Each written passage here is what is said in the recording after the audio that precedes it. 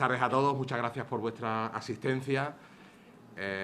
Hoy tenemos en el Colegio Buen Pastor tenemos a un invitado célebre, a una persona importante y lo primero que tenemos que hacer es agradecerle la presencia. Tenemos con nosotros a Jesús Ángel Rojo.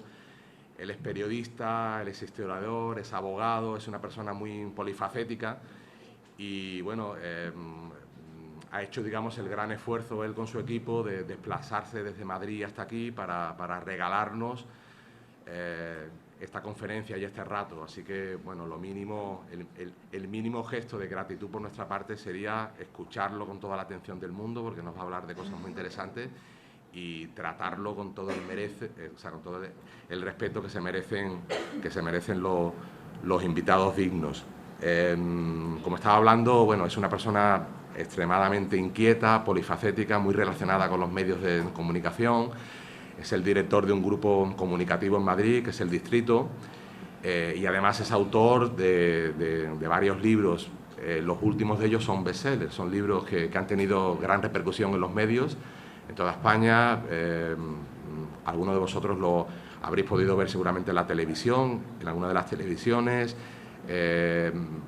numerosas entrevistas en los periódicos más importantes del país, y han sido libros con mucha trascendencia porque han tratado temas justamente que forman parte del tabú, de los tabús que tenemos en este país, ¿no? De temas que parece que el velo de la corrección política impide tratar.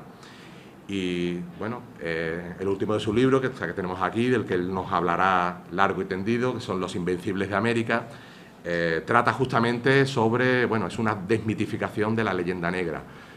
Como ustedes saben por las clases de historia, la leyenda negra es una invención de los ingleses allá por los siglos de oro, de los siglos XVI, XVII, por la cual parecía que todo lo que hacían los españoles estaba mal, era producto del genocidio y de la mala fe, y que las conquistas de otros países, ¿vale?, con afanes imperiales, como era el español, las conquistas de otros países eran absolutamente benévolas y no incurrían en ninguno de los vicios y de los delitos que hoy consideramos políticamente incorrectos, ¿no? Entonces, bueno, él en su libro trata de desmitificar toda esta leyenda negra. Los españoles no fuimos tan malos, tampoco fuimos unos santos, pero seguramente no fuimos tan malos y no fuimos ni siquiera los peores, ¿eh?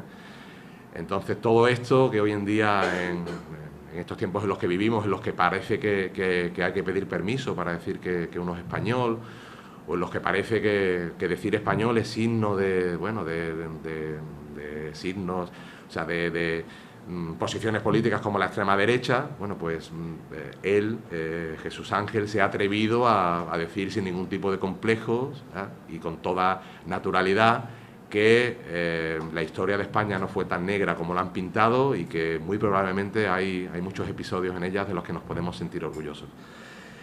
Tengo la sensación de que me estoy extendiendo. Hemos venido a escucharlo a él y no a mí ya me tenéis muy visto y bueno, le cedo la palabra y estoy seguro de que esta conferencia va a ser muy interesante para todos nosotros. Al final abriremos un turno de palabra por si a alguien a lo largo de la charla le surge alguna duda o tiene alguna pregunta de interés, y él muy amablemente nos va a atender. Pues nada, le paso la palabra.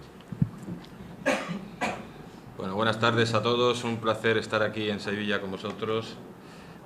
Dar las gracias al Colegio Buen Pastor y en su nombre a José Antonio Francés por haberme invitado. La verdad que para mí es un orgullo estar en la que fue la capital del mundo, ¿no? Sevilla fue en su momento pues esa capital igual que ahora es Nueva York, ¿no? Y por lo tanto, cuando uno lo dice que es sevillano tiene que decirlo con mucho orgullo, y cuando dice que es español todavía más, porque España ha sido la generadora de la cultura universal más importante que existe ahora mismo en el mundo. En principio de todo me gustaría presentaros un book trailer que es sobre el último libro, Los Invencibles de América, y a continuación pues empezaré con la exposición. Los Invencibles de América reivindican el hecho más épico y extraordinario que jamás ha conocido el hombre. La historiografía mundial ha tratado de distorsionar una hazaña que no tiene parangón.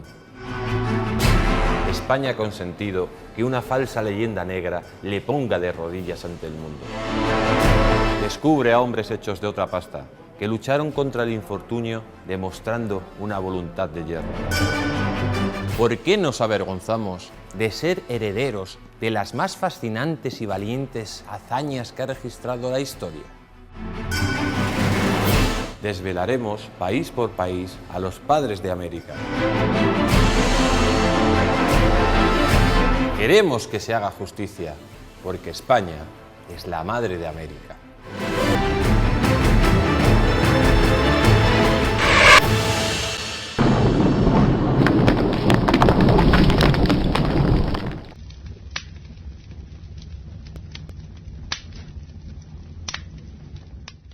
Bueno, pues después de esta presentación, yo creo que la primera pregunta que tendríamos que hacer y haceros a todos vosotros es ¿qué os han enseñado vosotros sobre el descubrimiento de América? ¿Qué es lo que pensáis del descubrimiento de América?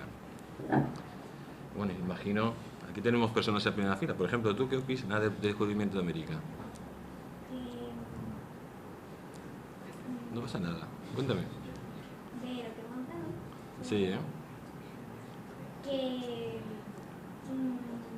fue Colón el que descubrió América, que con el permiso de los Reyes Católicos. Y bueno, pues sí, es cierto. La verdad que los Reyes Católicos, que son los padres de este país, pues dirigieron esa gran empresa y financiaron, promovieron esa gran empresa que fue el descubrimiento de América, que es el mayor acontecimiento de la historia después del nacimiento de Jesucristo. No hay un hecho más importante en la historia universal como fue el descubrimiento de América. Por eso cuando hay personas, generalmente relacionados con estos resentidos sociales, que hablan que hubo un genocidio en América, que se robó todo el oro y que el mestizaje se realizó por medio de la violación masiva, pues lógicamente es una gran falsedad en todos sus términos. Y empecemos por el primer punto. ¿Veis cómo rápidamente desmontamos todas las mentiras que nos cuentan determinados personajes? Primero hablan que hubo un genocidio en América, determinados medios, ¿no? Bueno, no fue un genocidio, sino la mayor unión de razas y culturas de la historia universal. Porque estos personajes lo que hacen es mezclar intencionadamente lo que fue un choque microbiano entre americanos y europeos, donde la mayoría de las muertes se produjeron por enfermedades que llevaban los europeos y también por enfermedades que transmitían los indígenas de la zona. Por lo tanto, decir que un genocidio es totalmente falso, ya que el 96% de las muertes se produjo por enfermedades. Y solo un 1% por causa de las espadas, por las guerras, pero por las guerras no de los españoles solos, sino porque los indígenas estaban enfrentados entre ellos y, a diferencia de otros lados, pues los indígenas también participaron con los españoles en la conquista frente a otros indígenas. Por lo tanto, la primera mentira queda desmontada prácticamente en un minuto. ¿Veis qué sencillo es cuando os digan por aquí cualquier personaje de estos, cualquiera de estas mentiras, ¿no? Porque además estos personajes ya lo veréis que son como las gallinas, ¿eh? Lo único que hacen es cacarear, pero después de cacarear las tres frases constantes, en ningún momento son capaces de articular ningún argumento ni serio ni que tenga que ver con la realidad.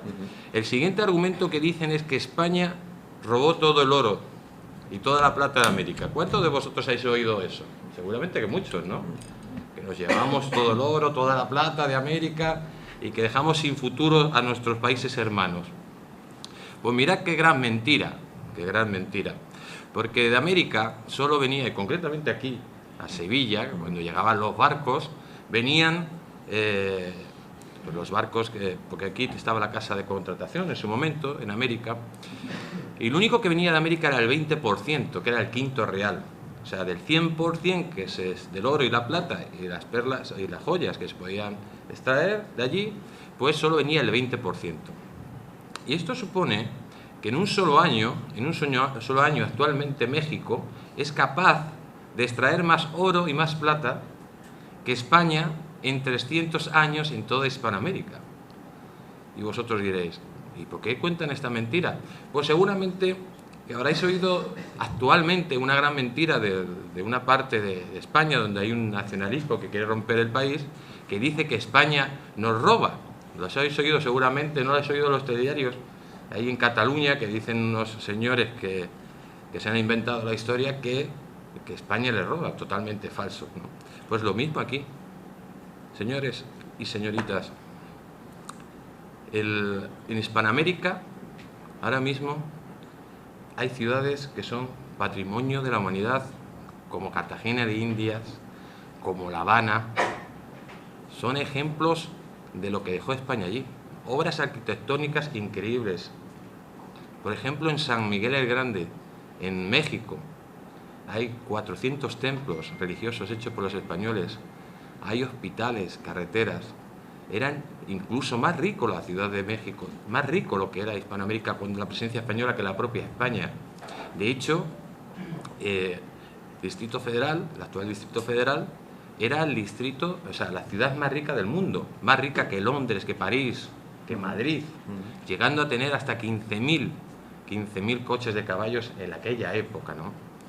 Lo que quiero decir es que ese mito de que también nos cuentan que en Hispanoamérica pues todo ese atraso le viene por la presencia española también es falso, porque cuando se produce la emancipación de los pueblos hermanos es cuando se produce una gran involución, una involución económica en todo Sudamérica y Centroamérica, que les lleva a que actualmente sean estados sin completar, porque toda esa penuria le llega a partir de la división de la división y de la independencia.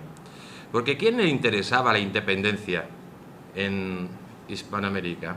Pues a nuestros grandes enemigos, pues a los ingleses, a los británicos, a los franceses, que lo que pretendían eran crear en esas zonas pues como factorías. Porque ¿cuál es la gran diferencia de conquista o de colonización que hizo España respecto a otros países?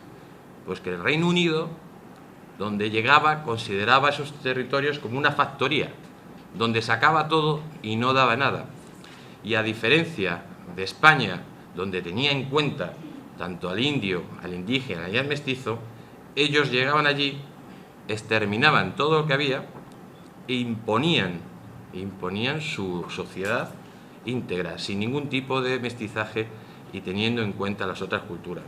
De hecho, si os vais un poquito más arriba de los estados de México, veréis que allí no hay indios ni mestizos, que solo hay un 1% de indios y mestizos, mientras que si os vais a México veréis que el 60% de la población son mestizos, el 30% indígenas y un solo 10% son blancos. Por lo tanto, otra gran mentira que rápidamente vamos a terminar con ella. Y luego nos cuentan lo que es que se hizo el mestizaje por medio de las violaciones. Yo no he visto nunca en mi vida a ningún violador que dé los apellidos a sus hijos, que forme una familia y que cree un nuevo mundo como hizo España. La verdad que lo que hizo España es algo excepcional. Y os voy a decir por qué. Porque no solo nos unen lazos biológicos con América, sino lazos espirituales. Y de eso nace la hispanidad. Y la hispanidad supone que tanto hermanos de Asia, por ejemplo en Filipinas, en África como en Guinea, en toda Hispanoamérica y en Europa, pues estén unidos por una forma de vida diferente, porque nosotros los hispanos y los españoles vivimos de una forma diferente, nacemos de una forma diferente, tenemos costumbres, celebramos nuestras fiestas de una forma diferente al resto, y eso es la hispanidad. Y hablaba Vasconcelos de la raza cósmica, cuando ahora tanto se habla de multiculturalidad. La multiculturalidad la creó España ya hace 500 años, y España en esos momentos fue un ejemplo para el mundo, un mundo que no veía con buenos ojos los matrimonios mestizos, que no veía con buenos ojos lo que era ese intercambio cultural, porque el resto de países no lo consideraba, lo consideraba incluso una aberración. Por lo tanto, hay visto que los 3 puntos, cuando vengan determinados personajes y os hablen del genocidio, del robo y del mestizaje, pues lógicamente que sepáis cómo rebatirles, porque es muy sencillo, y a partir de ahí todo lo que dicen pues es una distorsión de la realidad. Y hablando de elementos, ¿no? Quiero hablaros de dos libros. Os he enseñado el book trailer de Los Invencibles de América, pero también luego os voy a hablar de Cuando éramos invencibles. Y lo cierto que la siguiente pregunta que me gustaría haceros es la siguiente. ¿Alguno de vosotros conoce la famosa batalla de Otumba? Levantad la mano. Bueno, no pasará por levantar la mano. No voy a preguntaros nada, simplemente que si la conocéis. Pues esto, bueno, a Hernán Cortés sí le conocéis, ¿no? Bueno, pues empecemos por ahí. Hernán Cortés, que es el padre del actual México, que llegó a una zona dominada por el Imperio Azteca, un imperio que estaba en expansión en estos momentos y que tenía sometido al conjunto de los pueblos de alrededor. ¿Qué es lo que se encuentran los españoles cuando llegan a América? Pues os han contado seguramente, o habréis oído, seguro que en el colegio no, pero habréis oído fuera del colegio, que los indios pues eran prácticamente hermanitas de la caridad, que vivían en un paraíso, que todos eran muy buenos, que cuando llegó los españoles llegó la guerra, las enfermedades. Pues también es falso. Cuando los españoles llegan a América, se encuentran con indios que guerrean entre ellos, se encuentran con indios que se comían los unos a los otros y se encuentran con indios que realizaban sacrificios humanos. Porque, por ejemplo, ¿sabéis de dónde viene la palabra caníbal? Pues la palabra caníbal viene precisamente de los indios caribes, de los indios que vivían en las islas y alrededor del mar Caribe. Ese es el contexto que se encuentran los españoles. Por ejemplo, y os voy a hablar de lo que se encuentran, por ejemplo, en Chichén Itzá, que muchos de vosotros lo conoceréis, que está en Yucatán.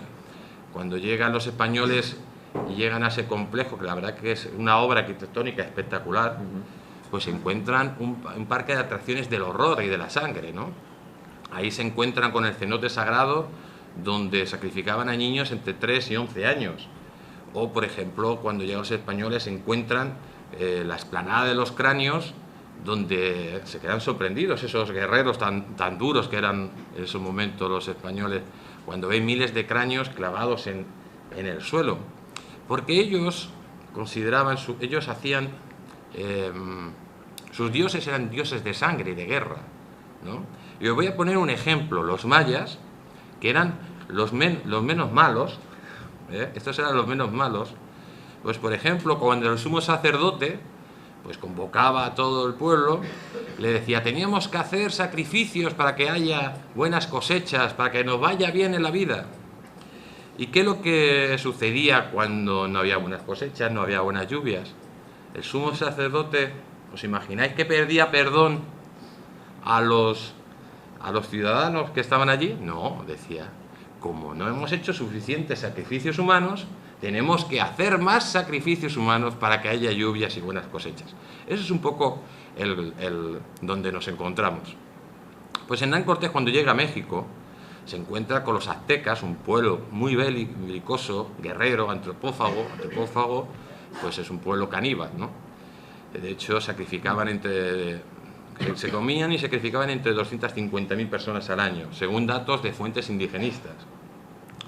Pues Hernán Cortés se da cuenta rápidamente de que tiene que pactar con las diferentes tribus que están sometidas por los aztecas para poder vencer a los mexicanos, los aztecas, ¿no? En conclusión, Hernán Cortés empieza a liderar, es el líder de una gran rebelión indígena contra los aztecas. Al igual que, por ejemplo, Alejandro Magno, que todos vosotros conocéis, iba conquistando y iba metiendo a los pueblos conquistados dentro de sus ejércitos, pues Hernán Cortés realiza lo mismo. La gran diferencia es que Alejandro Magno, la historia universal, le considera pues un genio, y Hernán Cortés, porque es español, pues le dicen que es un genocida. ¿Cómo vamos a consentir nosotros que nos llamen genocidas? el mayor insulto que nos pueden llamar, que nos llamen genocidas, ladrones y violadores, cuando todo eso es mentira. Todo eso es falso, mentira. Hernán Cortés fue un hombre que amó a México, que es el padre del actual México, que tuvo una relación de amor apasionado con Malinche, su gran consejera, que tuvo hijos con Malinche, que le dio sus apellidos, y no solo con Malinche, sino con la hija del emperador Montezuma, también tuvo hijos. Pues Hernán Cortés es consciente de todas estas circunstancias y se lanza a la conquista de México con solo 500 hombres. Y aquí es la gran pregunta, os dirán, es que los españoles tenían unas armas excepcionales y estaban muchísimo más desarrollados. ¿Alguno de vosotros ha visto lo que eran los arcabuces de la época? ¿Lo ha tenido en la mano?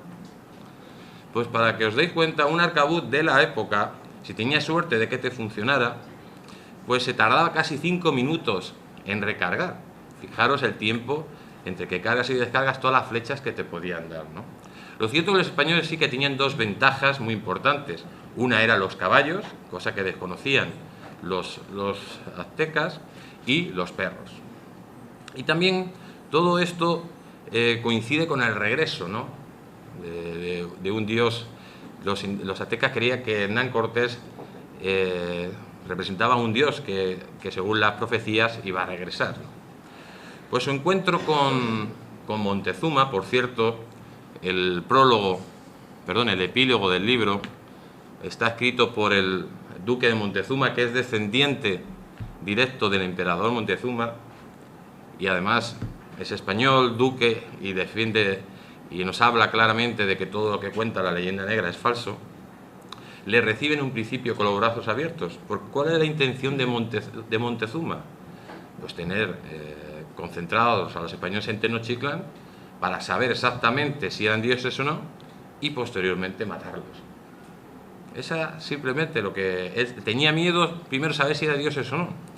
Y para ello prepara un ataque en Veracruz.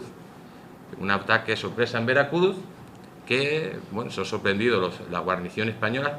Veracruz es una ciudad al sur de México, y ahí se dan cuenta, al matar a los españoles, matan a 7 españoles, se dan cuenta que no son dioses, que sale sangre y que son perfectamente, se pueden vencer. Pues lógicamente Hernán Cortés, ante una situación muy complicada, toma la decisión de capturar a Montezuma, porque imaginaros una ciudad como Tenochtitlán con 100.000 habitantes y un ejército tan minúsculo con el español de unos 500 soldados. Bueno, en definitiva, Hernán Cortés, después de tener que enfrentarse incluso a los españoles a una expedición que manda Velázquez, pues tiene que salir de Tenochtitlán, la famosa Noche Triste, donde prácticamente pierde todos sus cañones, muchísimos caballos, la mitad de su ejército, muchísimos de sus aliados chacatecas, y es perseguido por los aztecas hasta la famosa llanura de Otumba. Y aquí se produce una de las batallas más increíbles de la historia universal, donde 200.000 mexicas, aztecas, se enfrentan a 500 españoles. 500 españoles, prácticamente todos heridos, hasta el propio Hernán Cortés, heridos, sin armas, perseguidos, sin comida, pero saben que tienen que vencer o morir. Y empieza la famosa batalla. Y en esta batalla los aztecas lo que pretendían eran capturar vivos a los españoles para luego posteriormente sacrificarlos. Era cuestión de tiempo. 500 personas contra 200.000, pues el momento que te flaquearan un poco las fuerzas, caería rápidamente los españoles. Y aquí se produce un hecho heroico excepcional, cuando Hernán Cortés, sabedor que si eran capaz de capturar al cacique indígena, si eran capaz de capturarle y quitarle el estandarte, pues podrían vencer a los aztecas. Entonces Hernán Cortés convoca a sus capitanes y toman la decisión heroica de lanzarse ellos contra esa avalancha de personas que era prácticamente infranqueable. Solo tenía una oportunidad entre 1 millón, imaginaros, 200.000 personas, os imagináis lo que es. El estadio del Sevilla y el estadio del Betis lleno por 2, y vosotros, pues 8 caballeros que se tienen que enfrentar a 200.000 personas. Eso hizo Hernán Cortés, porque Hernán Cortés, aparte de ser un gran diplomático, era un gran estratega. Y un hecho único que todavía se te pone los pelos de punta cuando lo recuerdas: esos caballeros son capaces de asaltar, pues de traspasar todas esas líneas enemigas y de capturar al cacique azteca y el estandarte. En ese momento, miles y miles de indígenas salen en estampida, y es el momento donde los soldados españoles pues salen detrás de ellos, pero prácticamente las muertes que se producían era por la misma avalancha que se produjo. Esa batalla, que es única en la historia universal, porque yo nunca he escuchado que 500 personas puedan vencer a 200.000, la consiguieron los españoles, y fue Hernán Cortés. ¿Y por qué no tenemos que estar orgullosos de Hernán Cortés y de su gran gesta en México? Posteriormente, luego ya Hernán Cortés conquistó Tenochtitlán y, lógicamente, pasó a la historia por una de las gestas más increíbles que ha conocido el hombre. Otro personaje, pues también increíble, ¿no? Francisco Pizarro, de Trujillo. Francisco Pizarro fue el héroe español que más territorio conquistó para la corona. Y además su hazaña es incluso mayor que la de, como decía aquí la compañera, que la de Colón, ya que tuvo que realizar 3 intentos. Y en Pizarro vamos a destacar un punto muy importante, que es la famosa batalla de Cajamarca. Cuando Pizarro llega al Imperio Inca, Atahualpa, que estaba en guerra civil con su mano Huáscar, pues le mandó un espía a Pizarro, porque a Atahualpa lo único que le interesaba de Pizarro eran los caballos. Era algo que le sorprendía, no le interesaba para nada a los españoles, eran los caballos, que él lo veía como algo increíble que quería utilizar como arma en esa guerra civil. Y allí manda pues un espía que los españoles le descubren, porque era un orejón porque los nobles de los incas utilizaban adornos en las orejas, y cuando le descubrieron tenía las orejas deformadas y era un orejón. Y él explicó a los españoles lo que pretendía hacer Atahualpa con ellos, que era pues matarlos a todos menos a 3. Uno que se salvaría sería el herrero. El segundo, una especie de veterinario que llevaban los españoles, y el tercero, el que cuidaba de los caballos. Y diréis, bueno, a estos 3 que se iban a salvar, seguramente que les darían pues riquezas y bondades, ¿no? Pues no, a estos tenían pensado con él, no sé si decirlo aquí porque hay niños, pero les querían castrar, vamos. Entonces, Atahualpa convoca a Pizarro en Cajamarca. Cajamarca era una auténtica ratonera, y Pizarro no llevaba un ejército de menos de 200 soldados. Lógicamente, allí se centra, y pues lo que estaba claro es que él en ningún momento, que llevaba a Atahualpa un ejército de 40.000 soldados, pensaba en ningún momento que iba a ser derrotado. Pero la ciudad de Cajamarca, que estaba abandonada, Pizarro es consciente de ello y toma posesiones de determinados puntos estratégicos, ¿no? Y ahí llega el momento clave, cuando llega Atahualpa a esa ciudad de Cajamarca, donde bueno, llega con 4.000 soldados, todos ellos armados, aunque algunos historiadores dicen que no, todos ellos armados con armas camufladas. Y allí le sale un religioso a Atahualpa y le enseña una Biblia, y le dice que esta Biblia, que se convierta, que es la palabra de Dios. Y en ese momento Atahualpa, que ve el libro, no había visto un libro en su vida, lo tira al suelo, y es la señal que toman los caballeros castellanos para atrapar a Atahualpa, porque también sabían que si atrapaban al líder, se quedaría el imperio sin cabeza.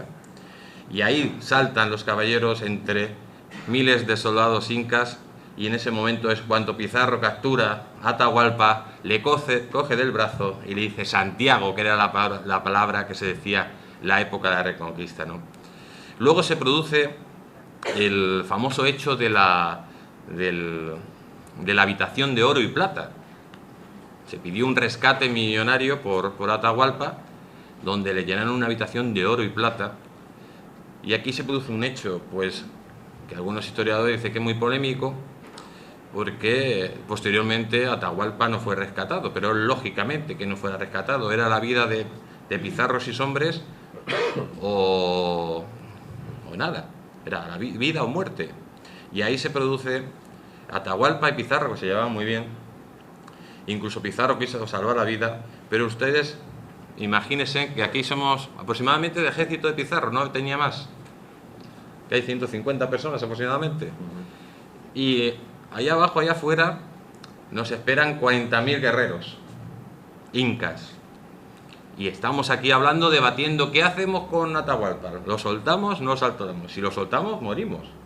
Y si no, pues tenemos la oportunidad de vivir. Y eso es lo que sucedió. Y sus capitanes le recomendaron matar, bueno, ajusticiar a Atahualpa, porque Atahualpa fue acusado de haber matado a su hermano y toda su familia, tampoco era ninguna hermanita de la caridad, de incesto y de herejía. Y eso es un hecho polémico, pero que tiene su justificación. Lo cierto es que Pizarro, cuando entra en Cuzco, entra como libertador de los incas sometidos por Atahualpa, al igual que Hernán Cortés lideró una rebelión con los pueblos indígenas. O sea, la conquista no solo lo hacen los españoles, sino también los americanos. Los americanos que vivían ahí, que estaban hartos, pues de que otros pueblos los sometieran de forma brutal por medio del canibalismo y por medio de los sacrificios humanos. Esos son dos ejemplos, ¿no?, de grandes héroes. Y lo cierto que me gustaría hablaros de, pues, un poco más de héroes de actualidad, ¿no? ¿Tú qué estás tomando apuntes? ¿Cuándo te han dicho que el Imperio Español terminó? La hegemonía, digamos, del Imperio Español.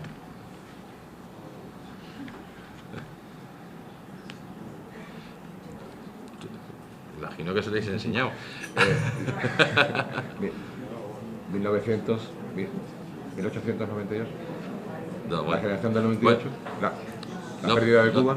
No os preocupéis. Seguramente que os han dicho que cuando España pierde la Armada Invencible, el Imperio Español prácticamente desaparece, ¿no? Sí, ¿no? Eso es lo que os han enseñado. Bueno, seguramente que todos vosotros conocéis la Armada Invencible, la Felicísima Armada, porque Armada Invencible lo llamaron los ingleses. Y sabéis que esa guerra que dura 20 años, de 1585 a 1605, esa guerra vosotros creéis que la ganaron los ingleses, ¿no? Y que a partir de ahí los ingleses forman un imperio colosal. Pues no la ganaron los ingleses, sino todo lo contrario. Fueron derrotados por los españoles. Y sin embargo, nos han contado la propaganda extranjera que España pierde el imperio prácticamente con la caída de la Armada Invencible. Pues, como ya conocéis la Armada Invencible y no conocéis lo que fue la contraarmada inglesa, que es un año después, y la Armada Invencible es 1588, un año después, los piratas ingleses mandan una flota aún mayor que la española. Si la española era de 120 barcos, los ingleses mandaron una con 150 barcos, y su desastre fue aún mayor que el español. La contraarmada tenía tres objetivos. Uno era atacar los restos de la Armada Invencible que estaba en Santander. Dos, conquistar Lisboa, que en ese momento Portugal y España formaban el mismo reino. Y el tercero era capturar las Azores y desde allí atacar a los barcos que venían de América. Pretendía la reina virgen comerse de un solo bocado al imperio español, el imperio español que era invencible. Es como si una sardina se quisiera comer a un tiburón, para que os deis cuenta. Parece que es que el tiburón eran los ingleses y nosotros la sardina. No, no. El imperio de España en ese momento dominaba el mundo, dominaba el océano Pacífico, le llamaban el lago español, Durante más de 250 años el Océano Pacífico era español, las rutas con América. Durante 80 años no se enteraban ni los ingleses y franceses cómo llegar a América. De hecho, cuando ya llegan son terrenos al norte que los españoles no querían. Y el Imperio español duró muchísimo más que el Imperio inglés. Y además, no solo eso, sino, como hemos dicho antes, pues una persona de Argentina pues tiene que ver mucho con una persona de México, pero una persona del Cairo no tiene nada que ver con una persona de Kenia. ¿Ven? Esa es la gran diferencia. Bueno, esta contraarmada, dirigida por el temible pirata inglés Francis Drake, porque los ingleses a los piratas los hacen ser piratas, caballeros, para que os entendáis, considerado como un caballero, como es casi como un título no nobiliario, pero prácticamente, porque era considerado. Y este pirata, que generalmente se enfrentaba pues a zonas desprotegidas, porque él era muy valiente, y atacaba pues a barcos mercantes, pues vio la oportunidad que en vez de atacar a Santander, como hemos dicho, de atacar a la ciudad de La Coruña, porque creía que ahí había un gran tesoro. Y allí se enfrentaron con los heroicos coruñeses, que hicieron una defensa increíble y que los dejaron en ridículo, ¿no? Se tuvieron que ir con el rabo entre las piernas. Y después de llegar a La Coruña, de traspasar las primeras defensas de la ciudad, y cuando yo prácticamente todo parecía que iba a caer, ahí aparece una heroína espectacular, única, una española única. A ver quién es. ¿Quién es? María Pita, exactamente. Un aplauso para el compañero.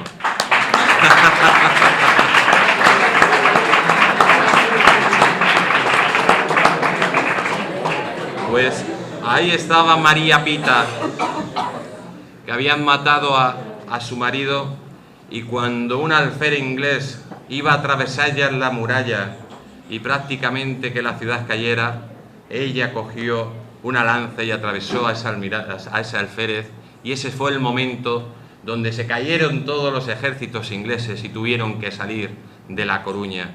Y es una vergüenza que María Pita no tenga estatuas en todas las ciudades de España, porque ella fue un ejemplo de lo que somos los españoles, de dar lo mejor de nosotros mismos en los momentos más difíciles, porque esa es la característica que a nosotros nos identifica, que cuando las cosas son más difíciles somos capaces de imponer una resistencia bizarra, y son miles y miles de hechos como este lo que lo demuestran.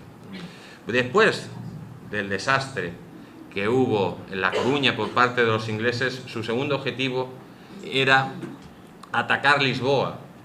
Lisboa, que era un puerto muy rico y muy importante, y que controlaba, pues tenía salida al Atlántico, como todos sabéis.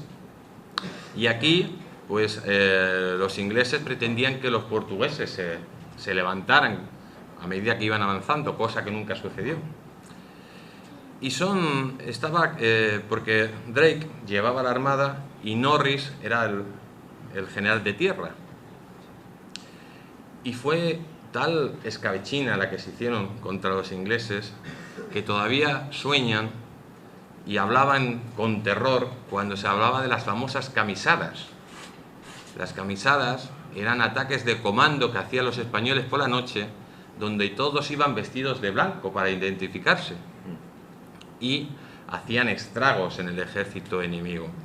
Bueno, después de su intento de atacar Lisboa y de ser derrotados contundentemente, el valiente de Drake ni siquiera tuvo valor, del pirata Drake, de atacar Lisboa, y eso lógicamente lo vieron como un cobarde, que era lo que era.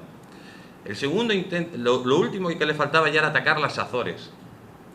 Y en este proceso de atacar las Azores ya salen los barcos españoles, que además iban dirigidos por el hermano de Don Álvaro de Bazán.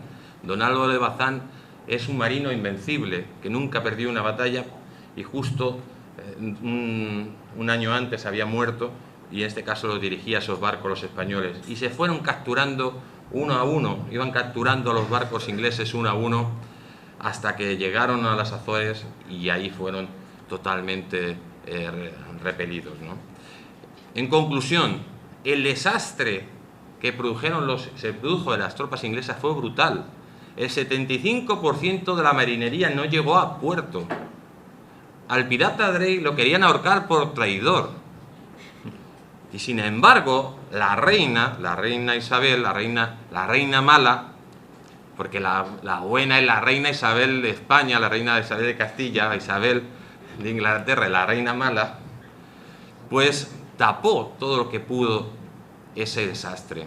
Lo tapó, no le mató a Drake, de hecho, pues de alguna forma pasó a un segundo puesto, pero es lamentable que en los colegios españoles no se estudie lo que fue la contraarmada inglesa, que es un desastre aún mayor que el de la Armada Invencible, y sin embargo el de la Armada Invencible es mundialmente conocido.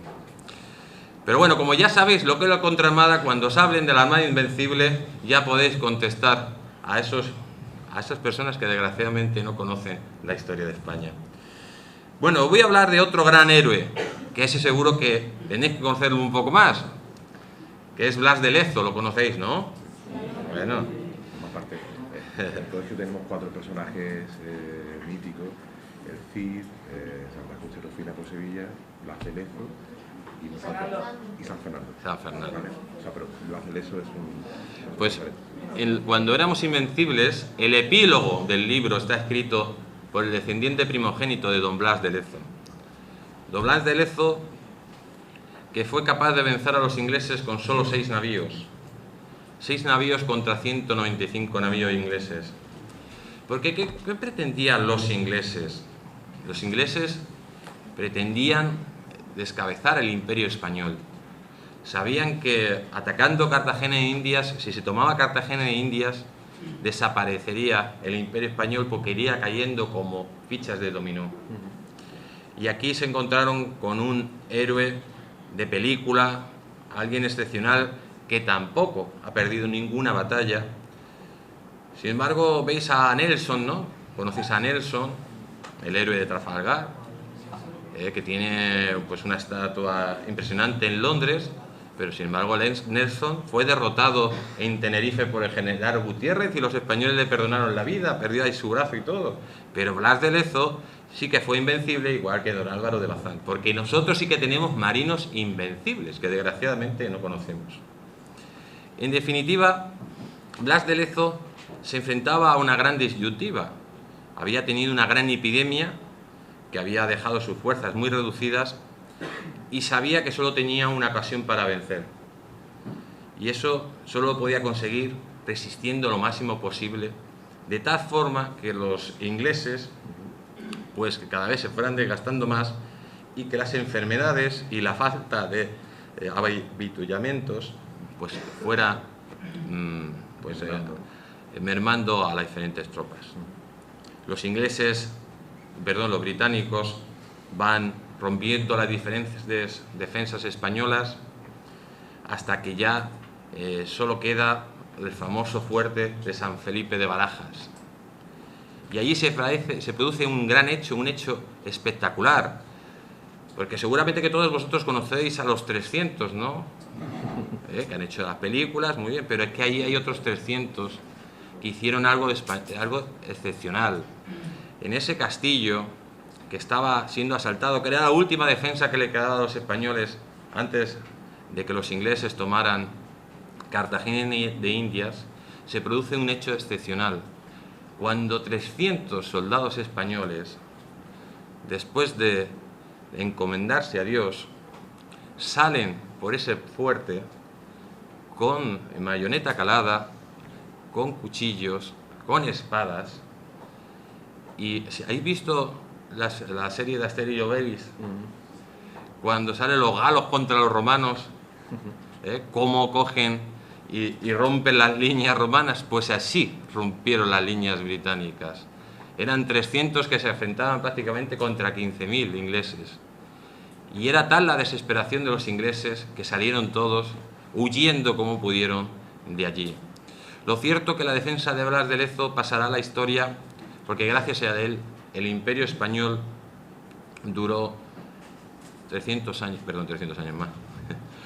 100 años más, y gracias a Blas de Lezo se habla español en Hispanoamérica, porque si no, Hispanoamérica no sería ahora Hispanoamérica, sino sería algo pues como las Bahamas o las Islas Bermudas, algo insulso y sin sentido, ¿no?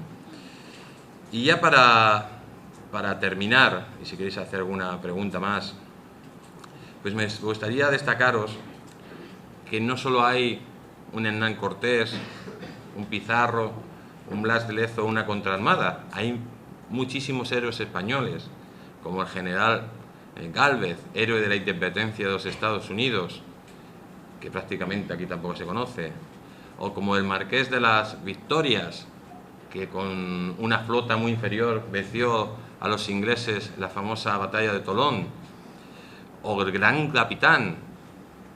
El gran capitán fue capaz de cambiar la forma de realizar la guerra, haciendo que nacieran de sus teorías militares los famosos tercios españoles, que fueron invencibles en todos los campos de batalla, porque los españoles fueron invencibles durante, literalmente, en el sentido de la palabra, durante 150 años. Es que nadie en la historia, y ningún país, ni el Reino Unido ni Francia, nadie puede afirmar eso. Por eso os digo que descubráis la historia de España, la verdadera historia de España. Hay muchos libros fáciles de leer. Estos son libros pues muy fáciles de leer, con ilustraciones espectaculares, que quiero enseñaros algunas de ellas, como El milagro de Empel. Por ejemplo, esta es una del Glorioso. Me queda aquí enganchado. Del Glorioso, os enseña esa. Eso es cuando los españoles descubren. Que me queda aquí enganchado. Bueno, espérate. Bueno, en diferentes. A ver. En conclusión, si quieres abrirlo, si eso les enseñas a los chicos. El libro está ilustrado por el mejor pintor de batallas del mundo, Augusto Ferrer Dalmau, que ha sido capaz de recrear obras espectaculares, de hacer que los veamos. Mira, por ejemplo, voy a enseñar el de Bernardo de Gálvez.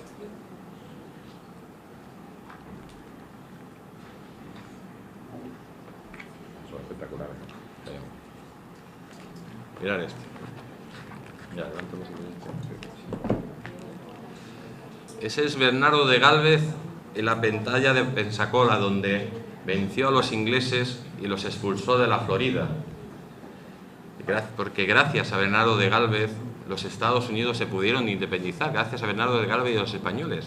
Y gracias a la ayuda, o sea, el país más poderoso del mundo es independiente gracias a la ayuda que le prestó a los españoles. En definitiva, os invito, como os he dicho antes, a descubrir la verdadera historia, la historia oculta de España, porque es una historia en la cual lo vais a sentir orgullosos de haber nacido en este gran país. Un país increíble, un país que podemos considerar que es de los países donde mejor se vive del mundo, que fue capaz de conquistar prácticamente el mundo conocido de la época y sobre todo que ha dejado un legado espectacular, único en el mundo, que es la hispanidad. La hispanidad y esa mezcla de razas y esa nación, la mayor nación mestiza que existe en el mundo, que es Hispanoamérica. Os recomiendo también, si queréis seguir pues cosas de historia, pues el seguirnos en Twitter o las redes sociales, y yo estaré encantado de atenderos pues a todos vosotros. Muchísimas gracias por vuestra atención y estoy a vuestra disposición.